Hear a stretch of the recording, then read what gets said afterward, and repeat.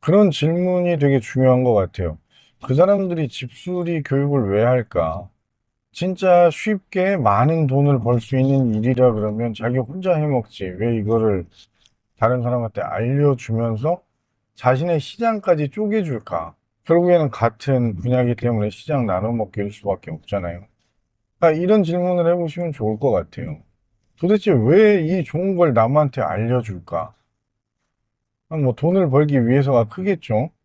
돈을 벌기 위해서인데 이걸로 쉽게 많은 돈을 벌고 있는데 굳이 왜 또 자기 시장을 나눠줘서 자기의 황금알 낳는 거위를 배를 갈릴까? 한번 고민을 해봐야겠죠.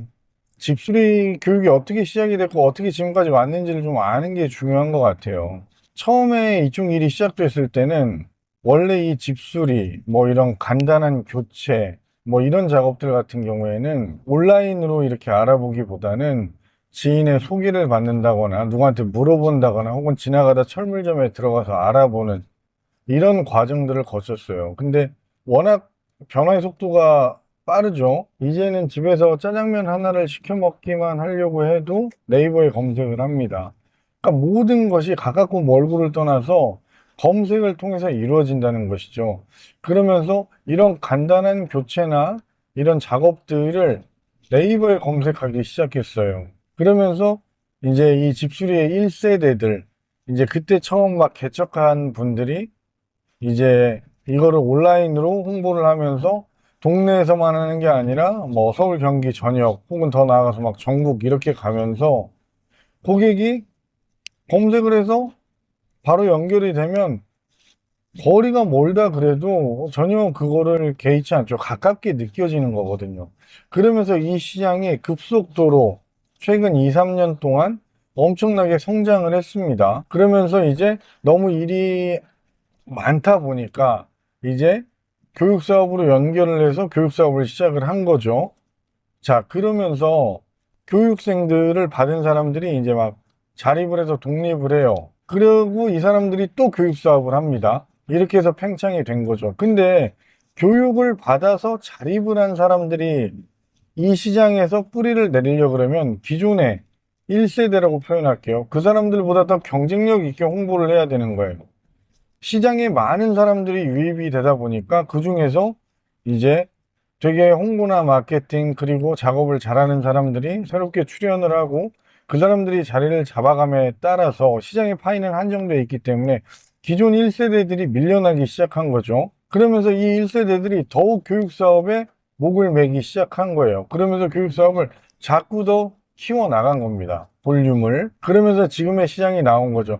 그리고 이 2세대, 이 2세대들이 나와서 자립을 했는데 자리를 잘 잡았어요. 그러면 이 사람들도 마찬가지로 교육사업이 돈이 된다는 걸 아니까 또 교육사업을 시작을 했습니다.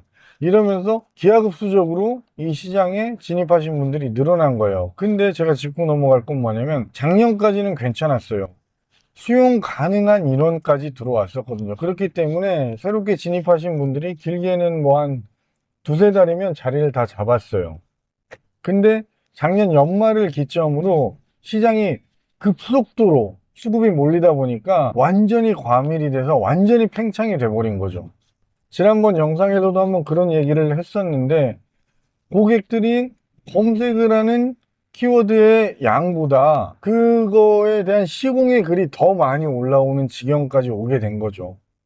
그러니까 수요와 공급을 그것까지 생각하면서 교육 사업을 한다는 건 좀 어려운 거지만 너무나 과도하게 시장을 키운 거죠. 그래서 지금의 시장이 형성된 겁니다.